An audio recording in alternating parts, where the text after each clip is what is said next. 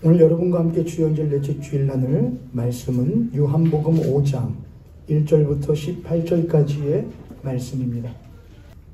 사실은 전장을 다 읽어야 이해가 되지만 기니 우선 이것만 읽도록 하겠습니다. 제가 한 절 여러분이 한 절 교독하여 읽겠습니다. 요한복음 5장 1절부터 18절까지입니다. 그 후에 유대인의 명절이 되어 예수께서 예루살렘에 올라가시니라. 예루살렘에 있는 양문 곁에 우리말로 베데스다는 곳이 있는데 거기 행각 5이 있고 그 안에 많은 병자, 맹인, 다리 저는 사람, 혈기 마른 사람들이 누워 물의 움직임을 기다리니 이는 천사가 가끔 못에 내려와 물을 움직이게 하는데 움직임 후에 먼저 들어가는 자는 어떠한 해를 든지 낫게 되리라. 거기에 38해 된 병자가 있더라. 예수께서 그 누운 것을 보시고 그는 벌써 오래된 줄 아시고 이르시되 내가 낫고자 하느냐. 병자가 대답하되 주여 물이 움직일 때에 나를 못에 넣어주는 사람이 없소. 내가 가는 동안에 다른 사람이 먼저 내려가나이다.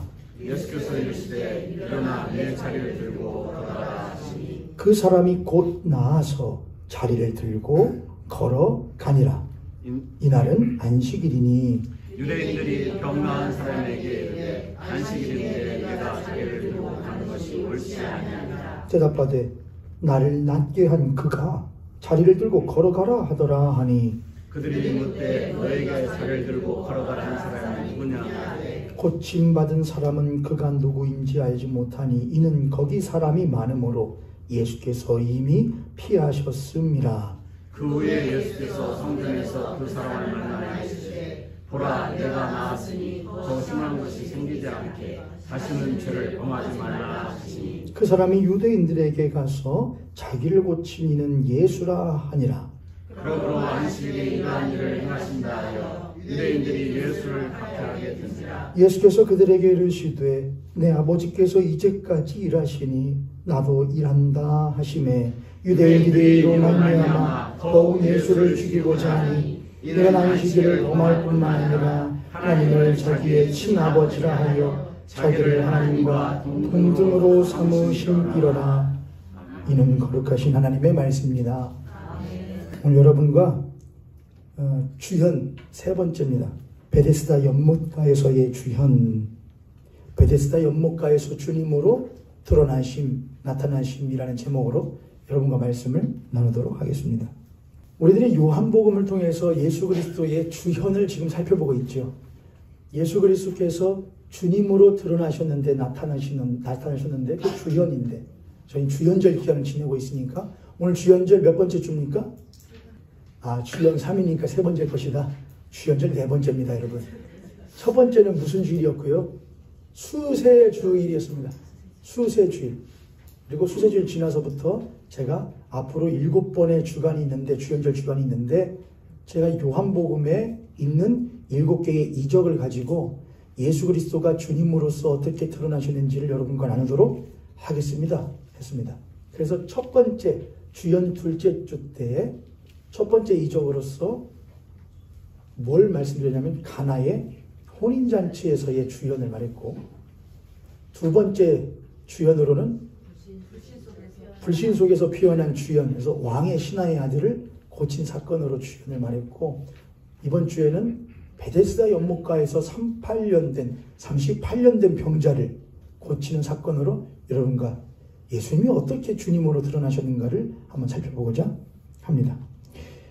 참 재밌는 이야기예요, 오늘도요, 여러분. 그러니까 한번 귀를 기울여서 들어보시기 바랍니다. 5장 1절입니다. 1절부터 5절까지, 5장 1절부터 5절까지가 오늘 말씀의 사실은 배경입니다. 배경. 뭐든지 여러분, 배경을 이해하는 것이 참 중요합니다. 1절, 그 후에라는 것은 앞의 이야기에 대한 이야기니까 예수님께서 무엇 하신 이후냐? 그 앞에서 지금 왕의 신하의 아들을 고친 사건 이후입니다. 그 사건 이후에 유대인의 명절이 되어, 유대인의 명절이 됐다니까 뭘 우리들이 생각할 수 있죠? 이제 우리 대개는 성경에서 명절이다 뭐 하면은 6월절 먼저 생각합니다. 근데 사실은 예수님이 6월절 명절 때에 어디 가셨다가 예루살렘에 가셨다가 요한복음에서요 2장에서 가나의 혼인잔치에 있었다가 명절날 예루살렘에 가셨다가 어디로 가셔야겠는지라 갈릴리로 가셔야 되는 길목에서 어디에 들리셨다가 사마리아에 들리셨다가 그리고 어디로 가시느냐 갈릴리 다시 가나로 가셨다가 가버나움에서 온 왕의 신하를 만났다가 지금 이 사건까지죠. 그 후에라는 겁니다. 그러니까 그 후에니까는 이 명절이라는 것이 무엇이 아닐 가능성도 있느냐 6월절이 아닐 가능성도 있습니다. 그래서 학자들은 6월절이 아닌 경우에는 이건 아마도 유대인들에게 명절이 정식으로는 3개고 또 그 예배 2개가 있는데 하나는 6월절, 7.7절, 초막절 이건 무조건 드립니다. 6월절, 7.7절, 초막절. 그래서 학자들은 이 명절은 아마도 7.7절 신약으로 하면 오순절입니다. 아마 7.7절 명절을 지키기 위하여 가신 것은 아니었을까. 여하간 6월절이든 7.7절이든 아무튼 유대인의 명절인 것은 맞습니다. 유대인의 명절이 되어 예수께서 예루살렘에 올라가시니라. 근데 예루살렘에 있는 양문 곁에 예루살렘에는 양문이라는 것은 이름이 양의 문입니다. 양의 문. 그러니까 이스라엘이 예루살렘이 성인데 그 성으로 들어가는 몇 개의 문들이 있다는 것이죠. 그렇죠? 우리들도 뭐 성이 있으면 문들이 있잖아요. 서울에도 서울이 성으로 바뀌면은 뭐 남대문, 동대문, 서대문, 북대문이 아니고 무슨 문이 있죠, 여러분? 무슨 문이 있죠. 또 그 이후에도 여러 가지 문들이 있지 않습니까? 똑같이 예루살렘에도 사람이 통행하는 문 말고 다른 용도의 문이 있는데 그 문 중에 하나가 바로 양의 문이었습니다. 말 그대로 양이 통행하는 문이었는데 그 양은 예루살렘에서 제사하기 위하여 제사물로 쓰일 양들이 통행하는 문, 그 양의 문이었습니다. 양의 문 그 곁에 히브리 말로 베데스다라 하는 못이 있는데 베데스라고 하는 연못이 양문 곁에 있었대요. 베데스다라는 것은 베트는 집입니다. 집. 히브리어로 베트. 그래서 엘은 하나님이거든요. 그래서 벳엘 하나님의 집. 베트. 그리고 베들레헴. 그럼 베트레헴 빵 집. 베데스다는 베트에다가 헤세드가 붙은 겁니다. 히브리어 헤세드. 헤세드는 자비. 헤세드. 자비. 그러니까 헤세드. 그래서 베데스다 이렇게 됩니다. 베데스다라는 말이 그래서 뭐냐면은 자비의 집. 자비의 집이라는 연못이 있었답니다. 어디 곁에요? 양문 곁에. 자, 그러면 몇 가지의 배경이 있었네요. 예수님이 어디에 무슨 때에? 유대인의 명절 때에. 유대인들만이 드리는 명절이기 때문에 유대인의 명절이라고 하는 것도 맞긴 맞지만은 사실 요한복음 5장에 보면은 예수님이 이 사도 요한이 의도적으로 유대인이라는 말을 계속 씁니다. 유대인들이 와서 병자에게 누가 너를 고쳤느냐? 유대인들이 묻되 이렇게 합니다. 의도적으로 유대인의 명절에 무슨 문? 무엇하기 위하여? 하나님께 제사 드리기 위하여 하나님께 우리를 깨끗하게 하여 주시옵소서, 우리를 용서하여 주시옵소서라는 사죄의 제물을 드리기 위한 양의 출입구 곁에 무슨 연못? 베데스다라는 자비의 집이라는 뜻의 연못이 있었다. 이렇게 연결이 됩니다. 유대인의 명절이라는 것은 이들이 우리가 하나님의 백성이라는 것을 감사하며 고백하며 드리는 명절들이 6월절, 7.7절, 초막절입니다. 우리가 하나님께 구원받은 하나님의 백성이라는 것을 확인하고 고백하는 것이 유대인의 명절입니다. 유대인의 절기래요. 그리고 우리가 하나님의 백성으로서 하나님이 우리들의 죄를 깨끗하게 사하여 주시는 용도로서의 제사, 그리고 그 제물, 양.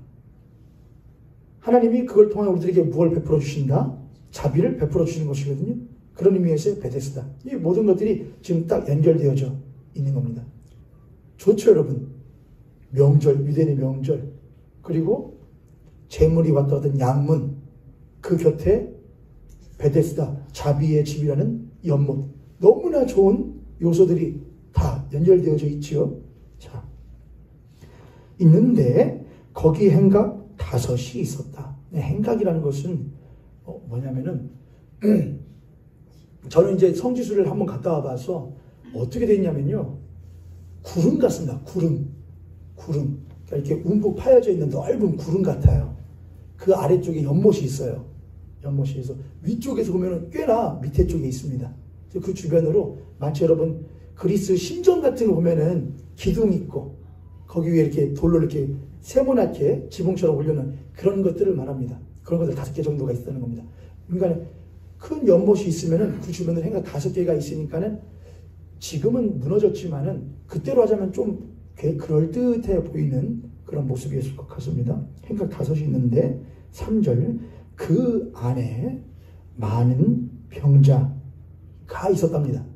그러면서 많은 병자들 중에 몇만 들어서 이야기하는데 다리 저는 사람, 혈기 마른 사람, 그리고 소경, 맹인이 있었다고 합니다. 맹인, 다리 저는 사람, 그리고 혈기 마른 사람. 이 사람들은 구약 성경대로 하자면은 무엇한 사람들이냐? 저주를 받았기 때문에 이렇게 된 사람들이라고 말했습니다.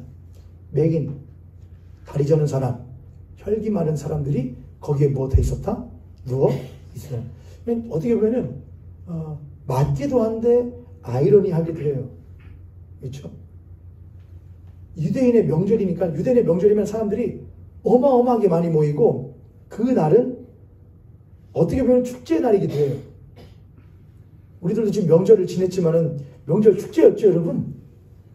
물론 대한민국의 명절은 조금 피곤한 면도 없지 않아 있긴 합니다만은 유대인들에게는 좀 푹적푹적하고 그래도 그런 건 있더라고요, 여러분. 참 전 익산 참 좋아하거든요. 전 태생 입은 산이고 살아본 게 익산이어가지고 전 여기가 참 익숙해서 그런가 봐요. 그래서 KTX 타고 용산역을 딱 내렸더니 사람이 왜 이렇게 많아요? 저희 사모는 사람이 많으면 좋아해요. 사람이 많으면 북적북적하면 좋대요. 그리고 어떨 때는 저랑 사모랑 저희 아이는 롯데월드를, 저는 벌써 생각만 해도 뭐하냐? 안 가고 싶은데. 그럼 뭐 북적북적 뭐 하려고 하는데 그런데 좋대요. 그런 성향도 있는 거죠. 인정은 합니다. 이해는 잘 안 되지만은 인정은. 저는 근데 사람들 많으면 못 하거든요. 답답하거든요. 저는 한적한 게 좋거든요. 제가 아는 어떤 목사님이 증도에 선조들이부터 물려온 땅 500평이 있다고 하더라고요. 500평. 어마어마하죠, 500평이요. 여러분 별로 안 놀라시네요. 여러분 몇 평 있으신가 봐요? 500평이 있대요. 물론 섬에 있는 거여서 땅값은 그렇게 안 쳐지죠. 그래서 제가 저는 나중에 본인은 거기 가서 농막 하나 짓고 한다면서요. 목사님 한 50평만 팔아라. 그럼 내가 거기다 농막 짓고 나도 들어가서 좀 있게. 같이. 안 가신다면 어쩔 수 없고. 남자들은 좀 그런 게 있나 봐요. 한적한 데 가서. 북적북적해요. 근데 사람들 보니까는 다들 시작할 때였으니까 명절 시작할 때의 모습하고 끝날 때의 모습은 좀 얼굴이 틀리거든요. 그래도 시작할 때니까 조금 밝더라고요. 사람들 막 북적북적거리고 막 웃으며 다니고 막 그래요. 얼마나 재밌겠습니까? 유대의 명절, 사람들은 다들 예루살렘 그 성전 안에 들어가서 다들 막 웃으면서 뭔가 설레이면서 하나님 우리에게 베풀어 주신 은혜와 자비와 또 뭘 주실까 설레이는 마음으로 다들 모여있는 그곳 저 밑바닥입니다. 베데스다 연못은요. 근데 거기는 전혀 다른 풍경이에요. 저 예루살렘 저쪽 성전이 있는 쪽은 다들 북적거리면서 다들 축제 분위기인데 그 조그마한 성 아래쪽에는 전혀 다른 풍경이 펼쳐져 있습니다. 거기에는 저주받은 자라 여겨지는 맹인, 다리 저는 자, 또 혈기 마른 자들이 그 축제에 참여할 수가 없어서 자격이 되지 못하고 눈칫밥이 무서워서 그곳에 있는 채로 있습니다. 근데 이상하게도 그 문이, 그들이 베데스다 연못은 이름은 뭔데? 자비의 집인데, 거기는 어디 곁인데, 하나님께서 우리를 구원하여 주신다고 하는 제사를 드리는 제물이 왔다 갔다 하는 양문 곁인데, 그들은 여전히 그 양문 곁에 있으면서도, 베데스다 연못 가에 있으면서도 구원으로부터는 어쩐지 먼 것 같고 자비로부터는 멀어져 있는 것 같은 모습으로 있는 자들이 바로 이들이었습니다. 근데 왜 그들이 거기에 누워 있는가? 3절에 보니까 물의 움직임을 기다리니, 물의 움직임을 기다리니, 이는 4절, 천사가 가끔 이 연못에 내려와 물을 움직이게 하는데 움직인 후에 먼저 들어가는 자는 어떤 병에 걸리든지 낫게 됨이라. 물이 움직인다 이렇게 합니다. 그래서 할때 우리가 간헐천이다. 간헐천이니까는 물이 요동치거나 또는 약간 솟구치거나 하는 그런 움직임이 있는 모양입니다. 얼마나 좀 신기하잖아요, 여러분. 그래서 진짜인지 아닌지 카더라죠. 그래서 천사가 이 물을 못한다. 움직이는 거다. 그 움직일 때에 못하는 사람, 들어가는 사람. 그런데 누군만 가장 먼저 들어간다. 이 병자의 이야기로는 그렇습니다. 가장 먼저 들어가는 사람이 뭘 받는다? 나음을 받는다. 자, 좋은 거예요, 안 좋은 거예요? 여러분, 좋은 거예요, 안 좋은 거예요? 누구에겐 좋을 수 있겠죠. 제일 먼저 들어간 사람은 좋을 수 있겠지만은 제일 먼저 들어갈 수 없는 사람에게는 그만큼 지옥 같은 데도 없을 겁니다. 자, 소경, 다리 저는 사람, 혈기 많은 사람은 지금으로 말하자면은 뇌경색, 뇌출혈, 중풍 이렇게 할 수 있겠습니다. 혈기 많은 사람들이 모여 있습니다. 근데 이 주인공은 38년 동안 있었다면, 여러분 38년 동안 있으면 어떻게 돼요? 혈기 많은 중풍병 걸린 사람이 38년 동안 그 자리에 있으면 어떻게 돼요? 자, 그러면 38년 동안 있었던 이 병자가, 혈기 많은 이 사람이 그 모였던 병자들 중에 가장 심각한 사람이었을까? 그렇지는 않았을 겁니다.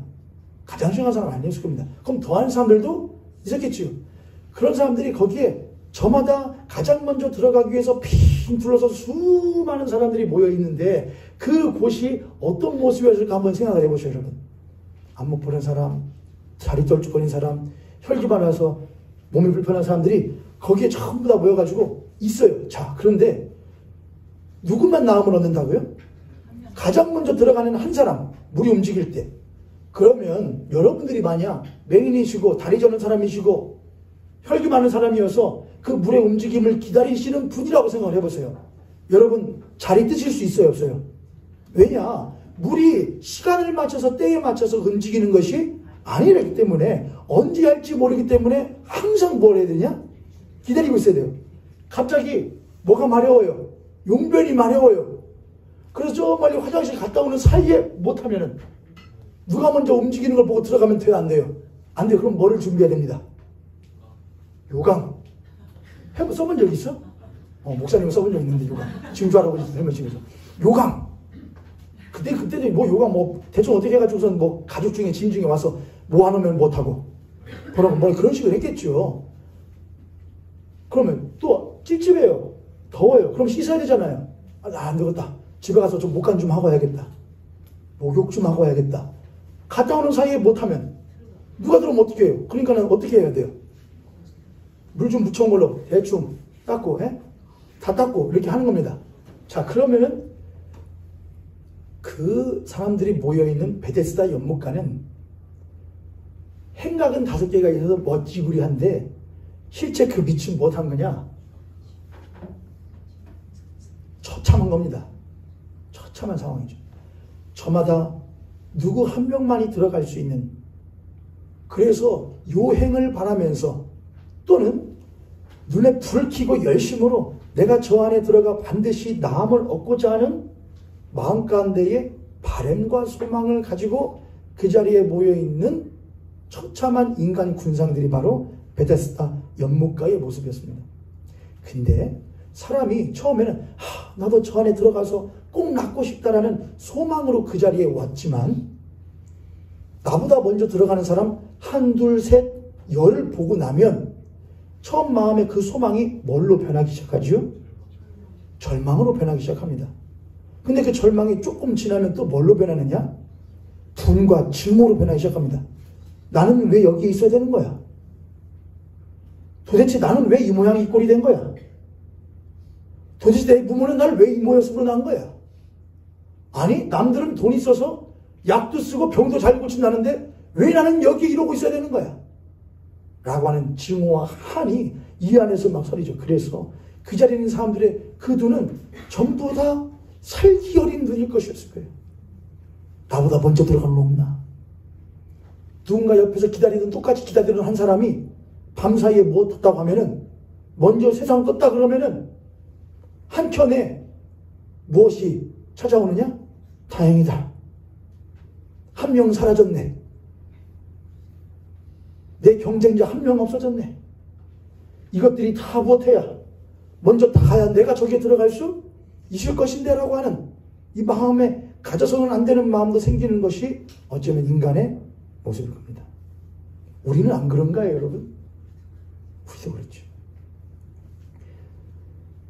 어떻게 보면 베데스다 연못가는 가만히 들여보면은 야, 인간의 가장 처참한 모습을 모아하는 것 같고 꼭 현대 사회의 모습도 모아하는 것 같다는 생각도 듭니다. 어떤 사람은 현대 사회를 피로 사회라고 하기도 했고 어떤 사람은 팔꿈치 사회라고 하기도 했고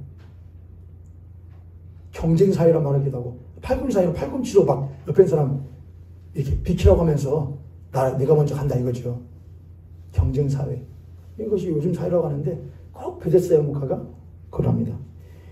양문 곁에 있지만 베데스다 연못 옆에 있지만 실제로는 자비로부터 가장 멀리 있고 실제로부터 구원으로부터 가장 멀리 있는 이들이 베데스다 연못가에 있는 사람들이었습니다. 5절 그런데 거기에 38배 된 병자가 있더라. 38배 된 병자가 있더라. 왜 38년 된 병자를 고치셨을까? 왜 하고 많은 사람들 중에 38년 된 병자를 고치셨을까라고 하는 것에서 우리는 좀 의문이 생기는데 학자들 중에는 38년 된 병자를 고치신 것에도 의미가 있을 것인데 아마도 그거는 이스라엘 백성들이 출애굽을 한 이후에 가나안 땅으로 들어가야 되는데 못하고 그들이 들어가지 못하고 거짓 40년 동안 광야에서 방랑 생활하다가 들어가게 되는데 바로 그러한 모습을 빗댄 것이 아니냐라고 하는 학자도 있습니다. 일면 맞는 말 같기도 합니다. 하나님의 불순종하여 하나님의 크신 은혜를 그저 고지고대로 받아들이지 못하는 인간의 비뚤어진 마음을 이 38년 된 병자의 모습으로 말씀한 것 아닌가 그런 생각도 들기도 합니다. 왜 그렇게 생각하느냐? 뒤에 유대인에 대한 이야기와 연결되기 때문에 그렇습니다. 영악한 38배 된 병자 그 자리에 있었다. 여기까지가 이제 배경입니다. 6절 한번 읽어보겠습니다. 6절 시작. 예수께서 그 누운 것을 보시고 병이 벌써 오래된 줄 아시고 이르시되 내가 낫고자 하느냐. 만약 여러분이 38배 동안 된 병자라고 하면은 누군가 여러분에게 당신 낫고 싶습니까? 라고 물어보면 여러분 뭐라고 대답하시겠습니까?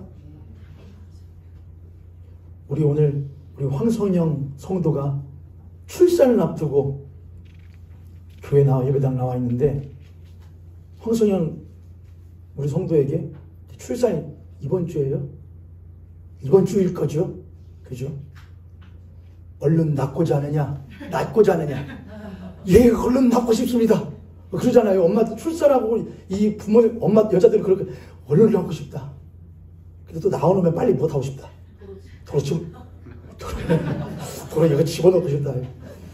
빨리 나오면 38년 동안 병인 생활했으면 당신 낳고 싶소? 그러면 뭐라고 대답하시겠습니까?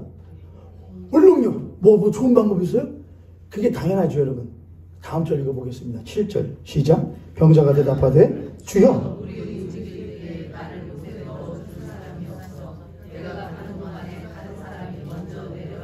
이 병자의 대답이 어떻습니까, 여러분?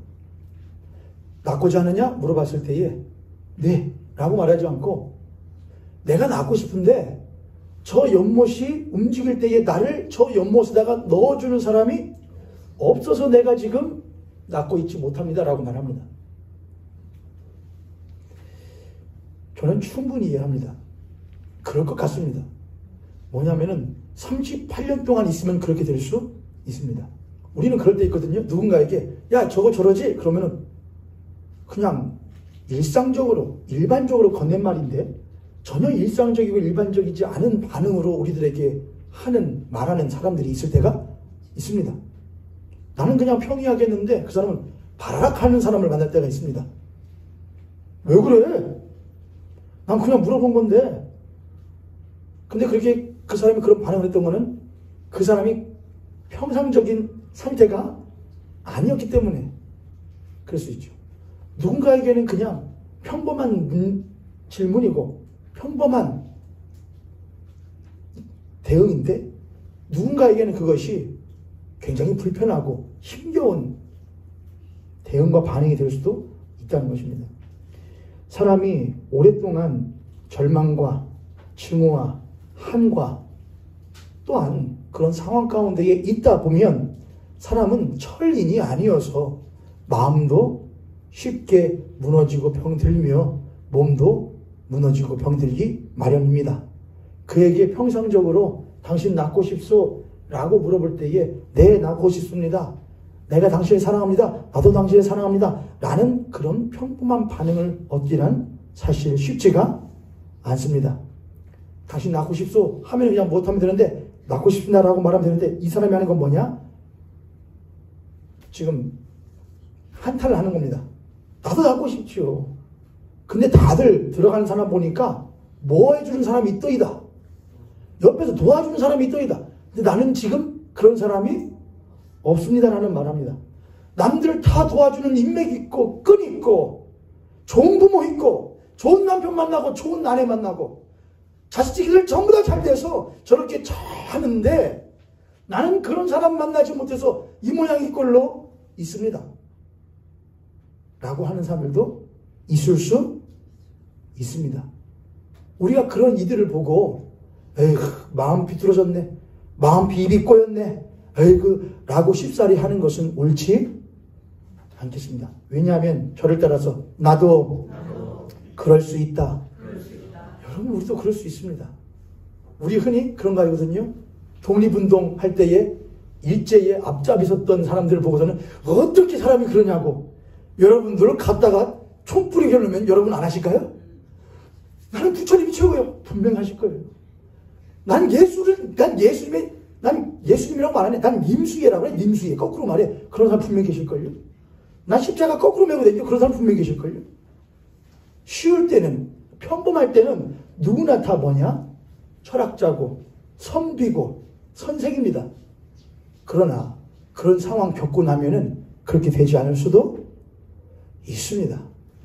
그러니 쉽사리 그들의 마음이 비뚤어졌다고 그들이 맨날 부정적인 말만 한다고 너무나 한탄만 하지는 말고 원망만 하지는 마시기 바랍니다.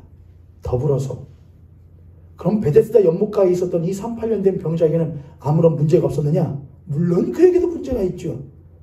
누구는 그렇게 말하시겠죠. 아니 누가 그렇게 되라고 그랬어? 아니 그렇게 될 것 같으면 너도 좋은 부모 만나든가 아니 너도 열심히 뭘 해가지고 봉양해가지고서는 좀 준비를 하든가 노후를 준비를 하든가. 저는 그렇게 말하는 분들이 참 이해가 안 됩니다. 세상은 절대로 평등하지가 않습니다. 균등하지도 않습니다. 요즘에 유튜브를 보다 보니까 유튜브에서 기독교라는 색깔을 띠고 정치 얘기를 하는 분들이 굉장히 많던데 그거 웬만하면 보지 마십시오, 여러분. 특히 기독교의 색깔을 띠고 대한민국을 넘어서 외국 정치까지 들먹이는 분들이 많이 있던데 여러분들이 분별하실 수 있는 어떤 기준이 없으시면 안 보시는 게 차라리 낫습니다. 미국의 트럼프 대통령이 드디어 취임을 했는데 엄청난 제재를 가하고 있거든요. 관세 정책과 더불어서 안 돼. 안 돼. 안 돼. 얼마나 시원해요, 여러분. 그죠? 세상이 칼 같잖아요. 범죄 안 돼. 너를 외국인 들어와가지고 너를 한국 안 되고서. 싹 나가. 니네 딸 아니잖아, 나가. 너네 불법이잖아, 싹 나가. 시간 준다. 5, 4, 3. 안 나가? 관세 때려. 얼마나 그런 사람이 대통령이 되어야 나라가 바로 서는 겁니다. 라고 말하면 여러분 전부 다 그것은 아니지라고 하실 거예요. 자, 그럼 여러분께 또 묻죠. 그럼 그렇게 하자면 어떻게 할 건데요? 불법을, 부정을 계속해서 일삼으면서 비집고 남의 나라로 들어오는 사람들, 그럼 계속해서 무제한적으로 받아들이면은 그거로 인하여서 생겨나는 잘못된 문제들은 어떻게 해결하실 건데요? 하면 그러네, 또 그건 그러네. 그러니까 보지 마셔요, 차라리. 아시겠죠, 여러분? 중요한 것은 이겁니다. 기독교의 가치라고 하는 것은 무조건적인 포용은 절대로 아닙니다. 잘못된 것에 대하여서, 죄된 것에 대하여서 무조건적인 포용이 절대로 기독교의 가치는 아닙니다. 그것은 분명합니다. 나라는 분명한 게 뭐 되어져 있느냐? 구분되어져 있습니다. 저와 여러분도 분명하게 뭐 되어져 있느냐? 구분되어져 있는 것과 같이 서로 상호 간에 상호 공존하기 위해서는 스스로가 무엇하지 못하면은, 스스로가 존립되어져 있지 못하면, 나 개인으로서 존립하지 못하면 상호 공존할 수도 없는 겁니다. 무슨 말씀인지 이해되십니까, 여러분? 내가 나로서 존재하지 못하면 우리로서도 존재할 수 없다는 겁니다. 그래서 너무나 상대방에게 과도한 것을 요구하거나 과도한 것을 주는 것도 무엇인 거냐? 그 사람에 대한 침해가 될 수 있다는 것을 우리들은 이해하고 인정합니다. 그래서 나 됐습니다. 사양합니다. 그러면은 권하지 말아야 됩니다. 우리나라는 참 그런 거 잘 안 되죠. 마셔. 안 마셔? 어른이 주는데 안 마셔? 어른이 주더라도 어른은 생각을 해야 됩니다. 내가 이것을 이에게 주는 것이 어른으로서 올바른 행동인가를 먼저 생각한 다음에 못 해야 되는 겁니다. 줘야 되는 것이지, 좋다고, 내가 좋다고 주는 것이 그 사람이 꼭 좋은 것은 아닐 수가 있는 겁니다. 제가 제 와이프한테 한번 혼난 적이 있거든요. 몸이 하도 감기 기운 때문에 그러길래 제가 감기 갈근탕 있죠, 여러분. 쌍화탕? 그거를 한 포 탁 끓인 다음에 옆에 보니까 홍삼 뭐 있거든요. 홍삼원 포. 요거까지 같이 주면 못하겠다. 싹 나버리겠다. 해가지고 제가 두 개를 같이 섞어가지고 줘버렸더니 막 팽겨가지고요. 아, 좋다고 못하면 안 되는구나. 다 주면은 약이 되는 것이 아니라 뭐가 되는구나. 우리 부모님들 꼭 잊지 마세요. 좋다고, 내 보기에 좋다고 준다고 그것이 약이 되는 것이 꼭 아닙니다. 그럼 뭐 해야? 물어보세요. 저 따라서 물어보자. 상대방한테요. 안 물어보고 좋을 거야. 좋을 것 같아. 하고서는 줘요. 그럼 상황이 뭐냐? 말은 안 합니다. 우선 받죠. 뒤돌아서 뭐냐? 아, 나 이거 별로 필요 없는데. 그럼 뭐 하시냐? 물어보고 주세요. 너 뭐 필요하냐? 너 이런 거 주면 좋냐? 내가 뭐 해줄까? 그랬을 때, 아, 그럼 그거 좋습니다. 또는, 아, 그거 괜찮습니다. 괜찮다고 했다고 또 그거 가지고 마음이 못하냐? 상했다고 또 마음이 또 그래요. 왜 그러셔요? 아이들 같이 괜찮다고 그러면은 그냥, 아, 그런가 보나. 지금 제가 절대로 저희 부모님이나 처가 부모님에 대해서 이야기하는 거 아닙니다. 일반적으로 하는 겁니다. 오해 마세요. 괜찮다고 그러면, 아, 그래요? 다른 거로 뭘 필요해? 이렇게 하세요. 그게 올바른 겁니다. 상호 간에 존중하지 않으면 공존하는 것도 어렵습니다. 그래서 기독교의 신앙이라는 건 뭐냐? 기독교의 가치는 무조건 주는 것이, 무조건 품어주는 것이 좋다? 절대 아닙니다. 아닌 것은 뭐라고 했냐? 아니라고 말해야 된다. 그러나 아니라고 말하는 그 아님 가운데에도 그 사람에 대한 무엇을 버리지 않는 것? 배려와 존중을 버리지 않는 것이 기독교의 가치입니다. 그러나 트럼프와 같은 이해 방식은 그렇다고 다른 쪽에 있는 방식이 맞냐? 그거 아닙니다. 다른 쪽은 너무나 다 좋습니다. 들어오세요. 오케이. 아닙니다. 트럼프는 노 아닙니다. 오케이와 노 사이를 찾는 것이 참 쉽지 않지만 그것이 기독교가 가야 될 방향이거든요. 그래서 저는 왜 3-8년 동안 거기 앉아 있었어? 너도 좋은 사람 만나지, 좋은 친구 만나지, 뭐하지? 그렇지 않다는 겁니다. 세상은 절대로 평등하지 않다는 겁니다. 균등하지 않다는 겁니다. 기회가요. 기회 균등, 대한민국에 그런 거 없어진 지 오래됐습니다. 이미 대는 대물림 되고 있고요. 저는 볼 때마다 이상해요. 익산에 아파트들이 그렇게 주르륵 쓰는데 저 누가 들어가나? 얼마야? 뭐? 누가 들어가 익산에? 근데 꼭 다 들어가대요? 분명한 것 하나. 난 못 들어간다. 아니, 난 안 들어간다. 아니, 들어가고 싶긴 한데 못 들어간다. 여러 가지 표현이 될 수 있겠습니다만 다 들어가긴 해요. 어떻게 들어갈까? 열심히 일했으니까 들어가겠죠. 또 되지만 아닌 것도 있습니다. 용산역에 KTX에 내려가지고선 봤더니 바로 앞에 어마어마한 주상복합 주택이 하나 있거든요. 야, 이런 거 저희 아이가 보고서는 우와, 이런 데 누가 살아요? 그러더라고요. 우와, 이런 데 누가 살아요? 우와. 제가 봐도 야, 뭐야 이거야. 용산역 바로 앞에. 거기에 30 후반대 평수가 얼마였냐? 40몇 억이었습니다. 그런 사람들에게는 이 자리에 계시는 여러분들은 다 뭐냐? 푸르쿠르 꾸쩍 쓴 데 살아. 그렇죠. 몇 억짜리는 집이 아니라 운막인 겁니다. 운막. 여러분 지금 운막에 살아가고 있는. 저는 어디 사느냐? 저는 좋은 집, 주님 모시고 사는 집. 그러니까 전부 다 그렇게 참 그럼 보면 그럼 저 사람 저기 어떻게 들어갔을까? 열심히 자수성 간 사람도 있겠죠. 소수요.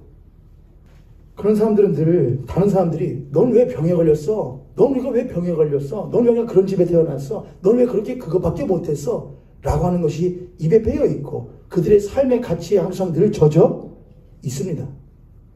3-8년 된 병자의 모습을 보면서 어떤 이들은 넌 왜 그렇게 한탄만 하면 살아? 넌 왜 원망하면 살아? 넌 왜 누군가 너를 도와주기만 바라면 살아? 라고 말하지만 사실은 그렇게 말하는 우리조차도 사실은 알게 모르게 누군가의 도움을 받고 살아가고 있고 나도 알게 모르게 하나님께서 값없이 주시는 태양빛의 은혜를 받고 살고 값없이 내려주는 눈비의 영향을 받고 살며 값없이 주시는 공기 마시고 살아가는 은혜 가운데 살아가고 있는 별 볼 일 없는 존재라는 것을 우리는 사실 함부로 잊고 살아갑니다.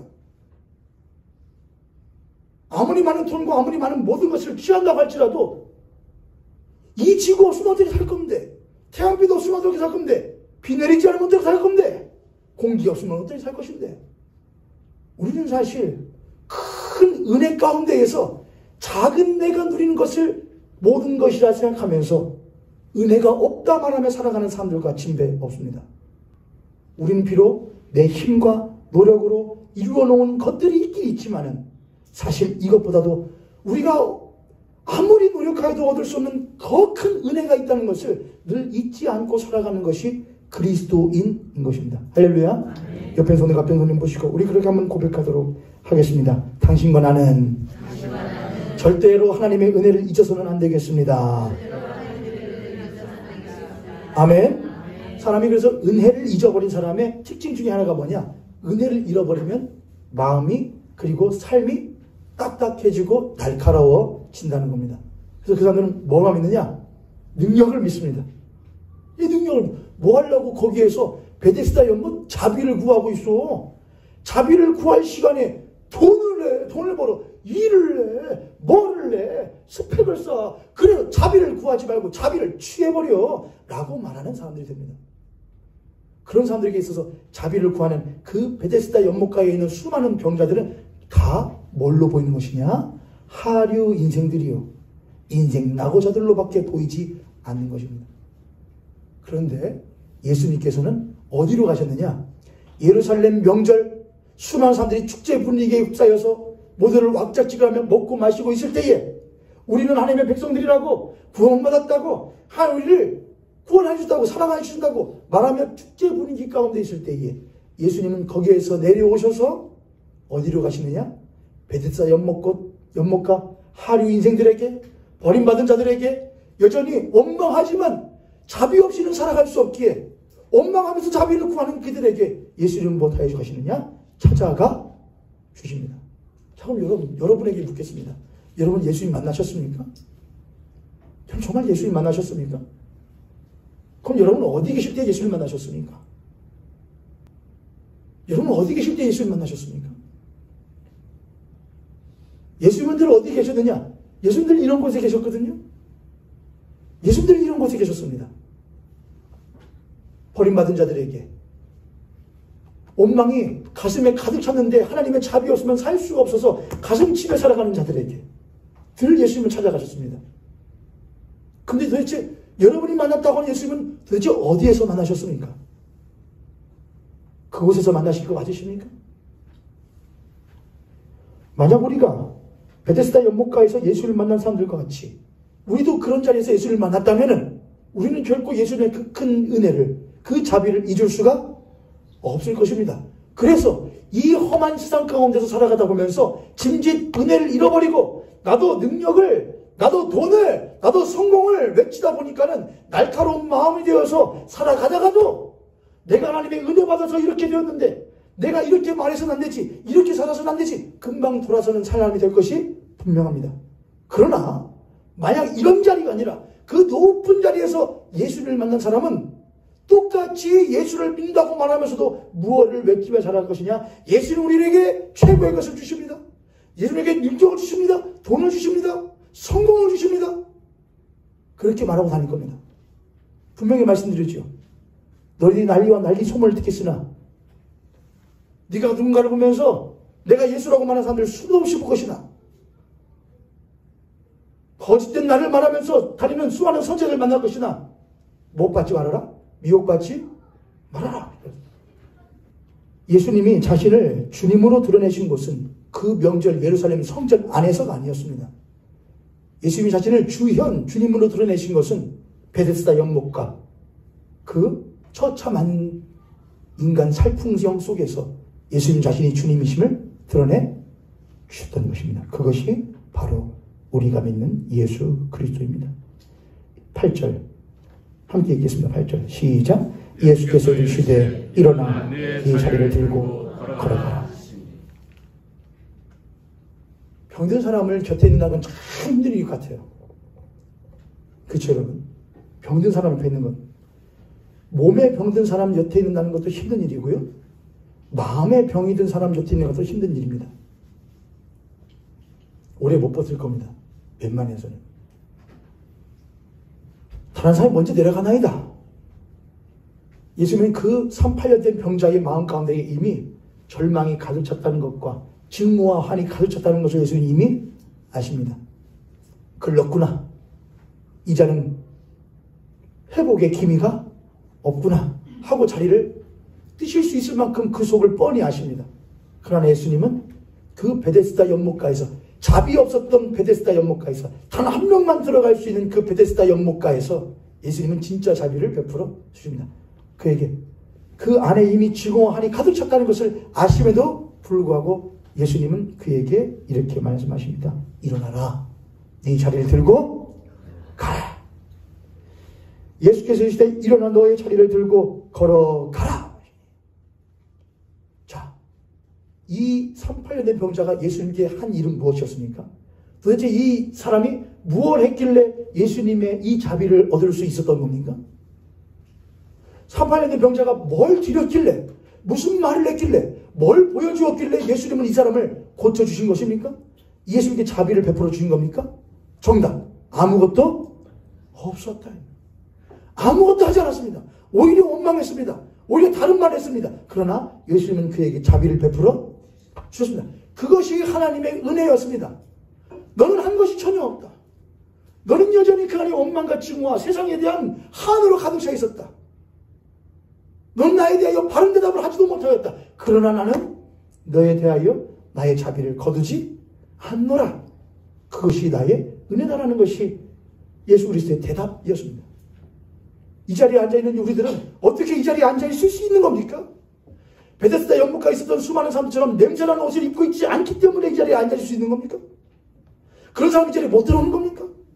병들지 않았기 때문입니까? 마음의 병이 없기 때문입니까? 아닙니다. 마음의 병도 있고 몸의 병도 있고 상황의 문제들도 있고 여러 가지 어려움들이 있으나 사실은 더러운 추잡한 냄새나는 것이 나의 마음에 있음에도 불구하고 나 같은 자도 하나님께서 값없이 받아주신다고 하니 그 은혜 믿고 그 은혜 바라고 이 자리에 나온 줄 믿습니다. 그게 바로 예수 그리스도를 만난 사람의 모습입니다.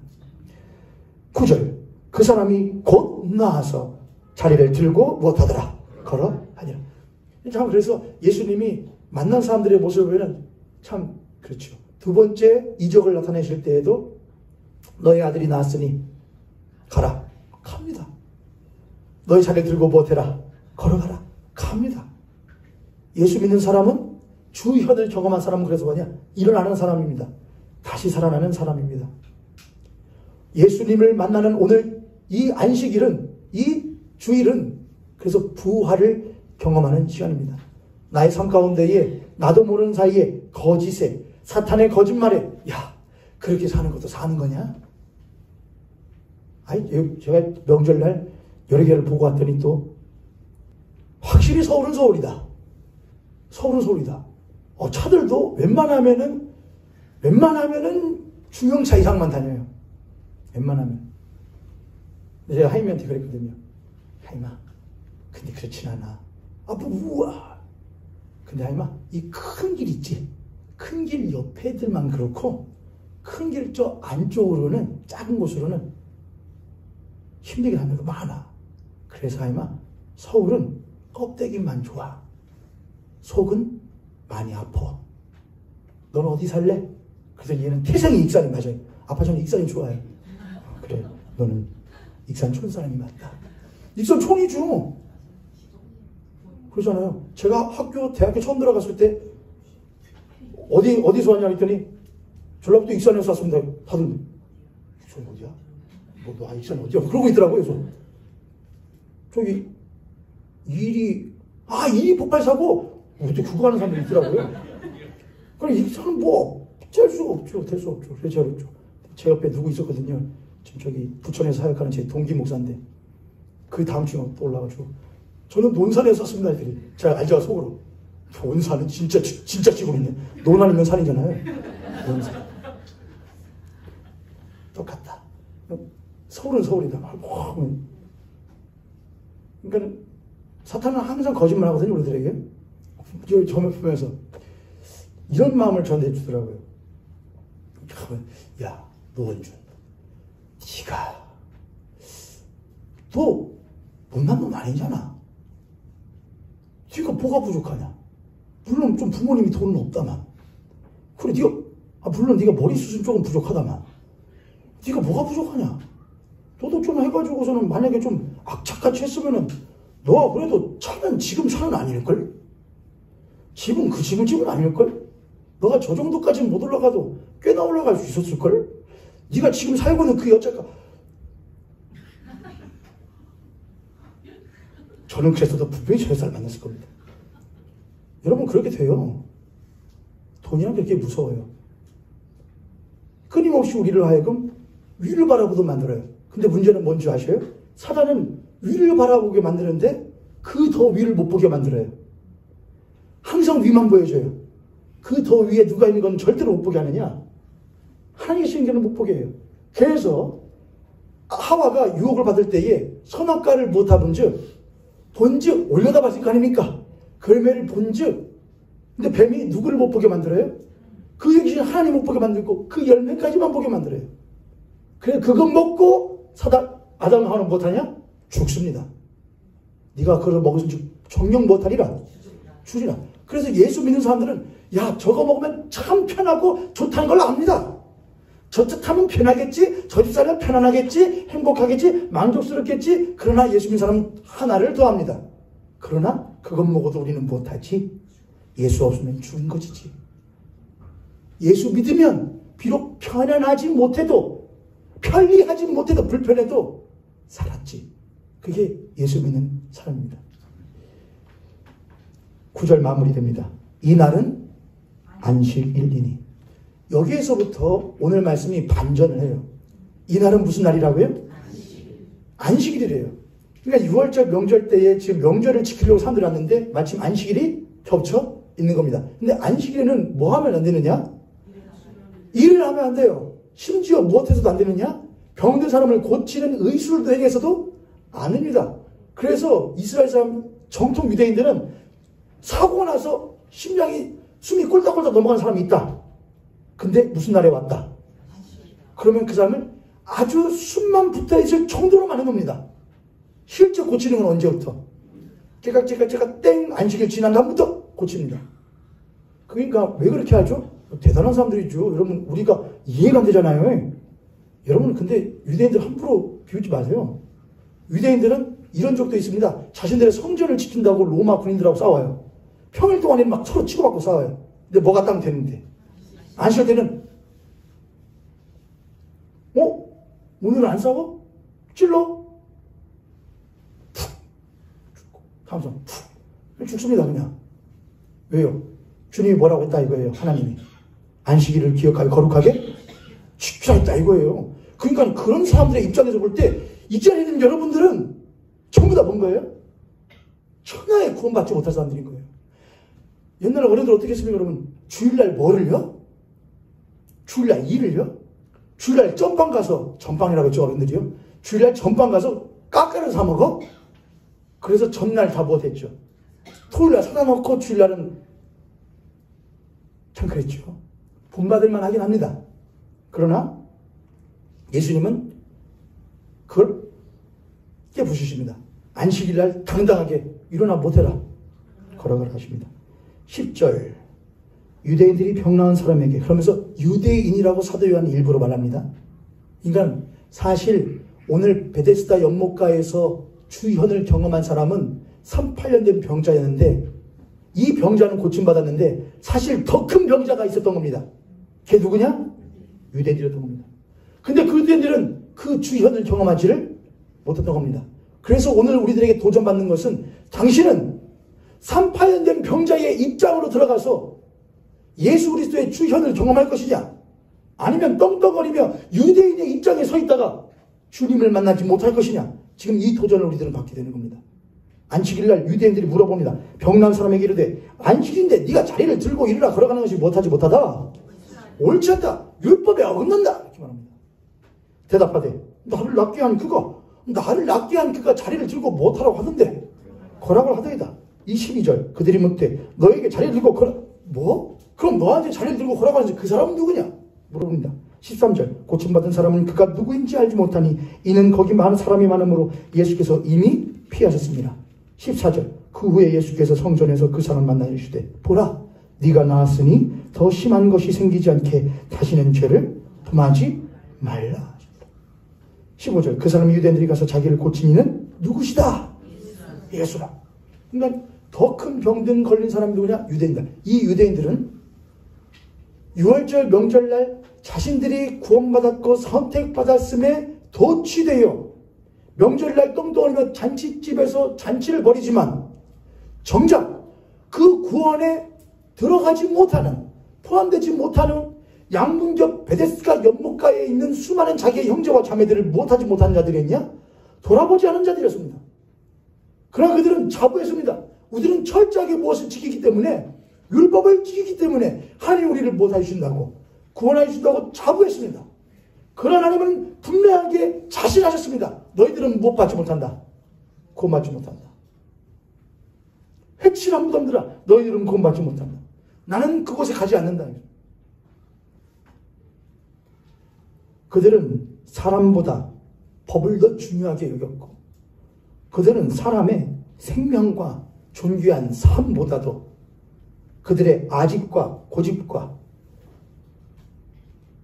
사실은 별 볼 일 없는 법을 더욱더 중요하게 여겼습니다. 그들은 하나님을 믿는다고 말했지만 사실은 하나님을 믿는 자기 자신의 모습에 도취되어 살아가고 있던 사람들이었습니다. 하나님은 사랑하는 자신의 백성들을 한 사람 한 사람 귀히 여기며 돌보기를 원하셨는데 정작 그 일을 맡겼던 이들은 자기가 그 일을 맡았다는 것에 도취되어서 하나님의 마음을 헤아리기보다는 자기 자신의 도취되어 있는 가치와 이념과 아집에 갇혀 살아가던 실제 38년 된 병자들이었던 것입니다. 우리 교회와 우리의 신앙과 우리의 삶에 이 주현이 이루어지기 위해서는 우리의 잘못된 중독되어 있는 신앙으로부터 벗어날 필요가 반드시 있습니다. 중독되어 있는 신앙이요. 의사가 환자 고치는 일에 보람을 느끼지 못하고 하얀색 가운 입은 거울에 비친 자신의 모습에 도취되어 의사짓 하고 다니면 그 사람은 오래 못 갈 의사 됩니다. 목사가 성도님들이 하나님 만나시고 예수 그리스도 온전하게 만나고 얼굴 펴지고 회복되어져 가는 모습 보고 보람 느끼면 좋지. 교회로부터 받아내는 것이 많아지는 것에 희희낙낙하는 목사 되면 그때부터 목사짓 되는 겁니다. 그리스도인이 자신이 하나님 앞에 깨끗하게 온전하게 똑바르게 신앙생활하는 자신의 모습에 도취되어서 신앙생활 하면은 그리스도인의 삶이 아니라 그리스도인 짓거리가 되는 겁니다. 혹은 내 모습이 조금 찢어져도 좀 추한 것이 더러운 것이 묻어도 내가 좀 불편해도 누군가에게 가까이 갈 수 있는 사람이 바로 그리스도 예수를 닮은 그를 쫓는 그리스도인의 삶과 모습이라고 할 수 있겠습니다. 도대체 어떤 사람에게서 그 사람에게서 주현이 참으로 이루어졌는가를 보려면 그 사람의 삶의 모습이 법을 우선하는가 아니면 하나님의 귀 여기시는 사람을 우선하는가를 보면 알 수가 있습니다. 우리 옆에 손님 같은 손님 보시고 우리 그렇게 한번 권면하도록 하겠습니다. 당신은 나는 법과 아집보다도 하나님과 이웃을 먼저 돌아보는 그리스도인 됩시다. 아멘. 이제 말씀을 마무리하도록 하겠습니다. 15절 그 사람이 유대인들에게 가서 자기를 고친 이는 예수다. 나를 고치신 이가 예수더라. 라고 했습니다. 그랬을 때에 그러므로 안식일에 이러한 일을 행하신다 하여 유대인들이 예수를 못하니라. 박해하게 된지라. 그들은 이제는 누구조차 예수조차도 박해하는 사람이 보인다.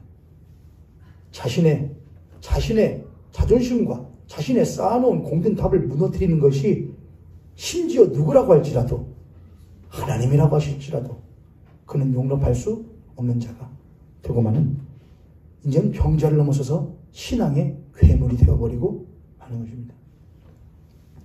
하나님은 우리들에게 늘 새 포도주를 부어주십니다. 그리고 우리는 그 새 포도주를 받기 위해서 늘 무엇을 준비해야 되느냐? 새로운 부대를 준비해야 됩니다. 새 마음을 준비해야 됩니다. 새 마음. 그러나 우리는 늘 옛 생각, 옛 마음, 옛 습관에 젖어서 날마다 새로 오신 하나님을 받들어 들지 못합니다. 그러므로 우리는 늘 베데스다 연못가로 날마다 다시 찾아갈 필요가 있습니다.